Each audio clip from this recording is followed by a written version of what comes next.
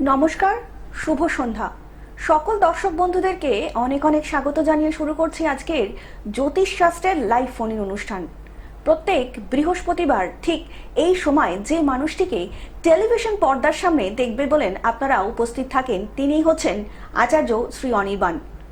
দাদার কথা কিন্তু সত্যিই আমাদের আলাদা করে বলার কিছুই নেই, তবুও যতটুকু না বললেই নয় সেটা হচ্ছে ইতিমধ্যেই যিনি হচ্ছেন ম্যারেজ এবং এডুকেশন স্পেশালিস্ট, জ্যোতিষ এবং তন্ত্র বিশারদ, বাস্তু, নিউমারোলজিস্ট এবং 27 বছর ধরে যে মানুষটি আপনাদের সেবায় নিজেকে নিযুক্ত করে রেখেছেন, তিনি হচ্ছেন আচার্য শ্রী অনির্বাণ। আপনার জীবনে যে কোনো রকমের সমস্যাই হোক না কেন, যে কোনো ধরনের সমস্যা হোক না কেন এবং যত পুরনো সমস্যাই হোক না কেন, সমস্ত যে সমস্যাগুলো রয়েছে তার সমাধানের এবং সঠিক সমাধানের একমাত্র যিনি সঠিক উপায়ে সঠিক প্রেডিকশনে করতে পারেন তিনিই হচ্ছেন আচার্য শ্রী অনির্বাণ। আমরা আরো বিস্তারিত দাদার সাথে আলোচনায় আসবো, কিন্তু তার আগে চলুন আরো একবার আমরা এই লাইভ অনুষ্ঠানে স্বাগত জানিয়ে নেব আচার্য শ্রী অনির্বাণকে। দাদা, অনেক অনেক স্বাগত আজকে লাইভ অনুষ্ঠানে আপনাকে। নমস্কার, সকলকে আন্তরিক অভিনন্দন, শুভেচ্ছা, সর্বোপরি গুরুর চরণে প্রণাম জানিয়ে আমি আচার্য শ্রী অনির্বাণ আপনাদের সঙ্গে রয়েছি। অবশ্যই সরাসরি ফোন ইন লাইভ অনুষ্ঠান, সরাসরি ফোনে আপনারা অবশ্যই আমার সাথে কথা বলতে পারবেন। তার সাথে সাথে প্রথমেই যে কথাটা বলে নেওয়া দরকার বা বলার প্রয়োজনীয়তা রয়েছে, আগামী 6 তারিখ এবং 7 তারিখ, আগামী 6 তারিখ এবং 7 তারিখ তারাপীঠ মহাশ্মশানে ভান্ডারা দানের বিশেষ অনুষ্ঠান অনুষ্ঠিত হবে। তারাপীঠ মহাশ্মশানের যেখানে ভান্ডারা দানের অনুষ্ঠান হয়, এই মুহূর্তে আপনারা টিভিতে দেখতে পাচ্ছেন তারাপীঠ মহাশ্মশানের এই ভান্ডারা দানের অনুষ্ঠানের কিছু অংশ। প্রতি বছর দুবার করে আমি এই ভান্ডারা দানের অনুষ্ঠান করে থাকি। এবছর একটা তো হয়ে গেছে জুলাই মাসে, এবছর সেকেন্ড যে ভান্ডারা দানের অনুষ্ঠানটি হবে সেটি হচ্ছে আগামী 6 তারিখ এবং 7 তারিখ। এবং এর সাথে সাথে যে কথাটা বলার প্রয়োজনীয়তা রয়েছে, আমি আচার্য অনির্বাণ সকলকে করজোড়ে নিমন্ত্রণ করছি তারাপীঠ মহাশ্মশানে আপনাদের পদধূলি যেন পড়ে আগামী 7 তারিখে। বিশেষ করে 7 তারিখ সকাল 11টা থেকে এই ভান্ডারা দানের অনুষ্ঠান অনুষ্ঠিত হবে, তাই প্রত্যেকের পদধূলি কাম্য। এবং আমি বংশ পরম্পরাগতভাবে পঞ্চম পুরুষ যে এই অ্যাস্ট্রোলজি প্রফেশন এবং তন্ত্র প্রফেশনের সাথে যুক্ত রয়েছি, দীর্ঘ 27 বছর ধরে এই অ্যাস্ট্রোলজি প্রফেশনকেই আমার মুখ্য প্রফেশন হিসেবে আমি পালন করে আসছি এবং ভবিষ্যতেও এই অ্যাস্ট্রোলজি প্রফেশনকে প্রপার ওয়েতে এগিয়ে নিয়ে যাওয়ার জন্য আমি বদ্ধপরিকর। সেই সম্পর্কে আরও কথা হবে এবং তার সাথে সাথে একটা বিশেষ ঘোষণা করে দিই, আজ যাদের বিয়ে হচ্ছে না, বিয়েতে বাধা আসছে, তাদের জন্য স্পেশাল কিছু টিপস আমি দেব, তাই অনুষ্ঠানটা স্কিপ করে চলে যাবেন না। বিয়েতে যাদের বাধা হচ্ছে তাদের জন্য স্পেশাল টিপস আজকের অনুষ্ঠানে আমি কিন্তু দেব।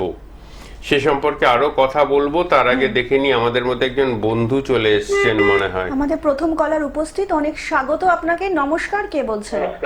নমস্কার, বাবলু চক্রবর্তী বলছি। বলুন, কার সম্বন্ধে জানবেন?